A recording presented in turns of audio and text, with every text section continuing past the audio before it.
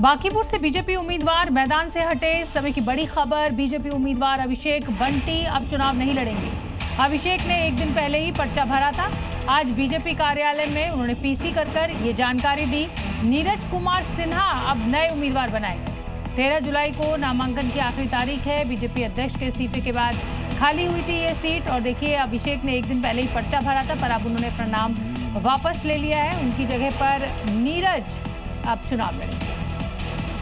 अयोध्या राम मंदिर चढ़ावा चोरी मामले के बीच मुख्यमंत्री योगी आदित्यनाथ एक बार फिर अयोध्या पहुंचे हैं, जहां करोड़ों के विकास कार्यों की सौगात आज उन्होंने सौंपी, तो साथ ही विपक्ष को उनके पापों की गिनती भी करवाई। वो भी 24 घंटे के अंदर 2 बार। सीएम योगी ने 24 घंटे पहले बताया था कि कैसे कब्रिस्तान से प्यार करने वाले लोगों को अयोध्या के विकास से परेशानी हो रही है, तो वही हनुमानगढ़ी की सीढ़ियों पर कैसे नमाज पढ़वाने का पाप कराया गया।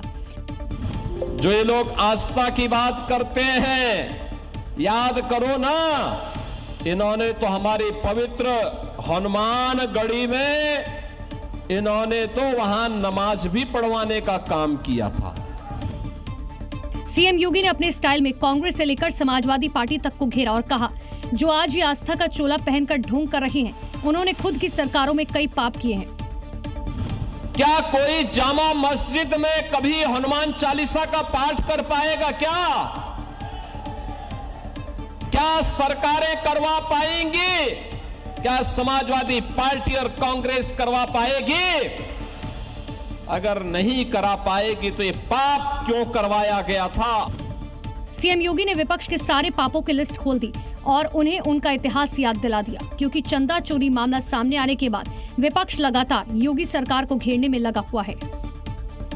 राम मंदिर में चढ़ावा चोरी के मामले में पुलिस पूरे एक्शन में है। आरोपी अनुकल्प मिश्रा, लवकुश और करुणेश पांडे से पूछताछ में कई खुलासे हुए हैं। आरोपियों की निशानदेही पर अब तक सोने के जेवर और कैश भी बरामद किया जा चुका है। चढ़ावा चोरी की एक एक पाई वसूल की जा रही है। आरोपी अनुकल्प मिश्रा, लवकुश और करुणेश पांडे को उनके घर पे ले जाकर तलाशी ली गई। सूत्रों के मुताबिक पुलिस को लवकुश के घर से सोने का लॉकेट मिला, जिस पर लवकुश का नाम लिखा था। ये लॉकेट उसने अपनी पत्नी को गिफ्ट किया था। अनुकल्प मिश्रा के घर में तलाशी के दौरान सोने की चेन, एक कार और 15,000 रुपए कैश बरामद हुए। करुणेश पांडे के घर से 10,000 रुपए बरामद हुए। इसके अलावा पुलिस ने जांच का दायरा बढ़ा दिया। सूत्रों के मुताबिक आरोपियों के रिश्तेदारों के 30 बैंक खाते फ्रीज किए गए। इन खातों में आय की तुलना में अधिक लेन देन मिलने की बात सामने आई। इसके अलावा अनुकल्प ने पूछताछ में बताया कि वो और अविनाश शुक्ला चोरी के पैसों को शेयर मार्केट में लगाते थे, लोगों को ब्याज पर पैसा देते थे, करीबियों और रिश्तेदारों को पहले पैसे देते थे, फिर उनसे अपने खातों में ट्रांसफर कराते थे। इनके पास से फर्जी चंदा की रसीदें भी मिली है।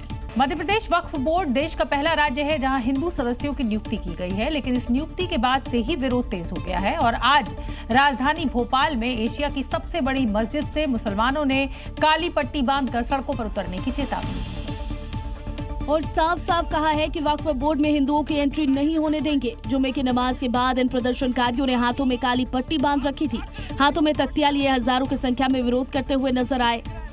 नए वक्फ संशोधन के बाद एमपी में बन रहा पहला राज्य हिंदू सदस्य मनोज मालपानी और अनिमेश भार्गव जो वक्फ बोर्ड में सदस्य के रूप में शामिल हुए हैं, ये वक्फ बोर्ड में तानाशाही नहीं चलेगी। प्रदर्शन कर रहे मुसलमानों ने चेतावनी दी है कि अगर ये फैसला वापस नहीं लिया गया तो फिर सड़कों पर उतरकर सरकार का घेराव किया जाएगा। क्यों विरोध है? ये वक्फ बोर्ड में जो लोगों को ऐड किया गया है, जो हिंदुओं को, इसके खिलाफ आंदोलन। पुतला भी जलाएंगे और उसका घेराव भी करेंगे। क्लियर लफ्ज की ये तानाशाही बिल्कुल नहीं चलेगी।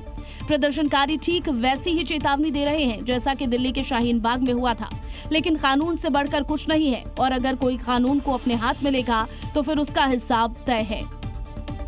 मध्य प्रदेश के शाहजहांपुर से दिलचस्प सियासी वाकया सामने आया है, जहां एक कार्यक्रम के दौरान मंच पर विधायक घनश्याम चंद्रवंशी ने सड़क निर्माण को लेकर एक ऐसी कसम खाई जिसे सुनकर वहां मौजूद मुख्यमंत्री मोहन यादव भी असहज हो गए और विधायक जी को नसीहत दे डाली।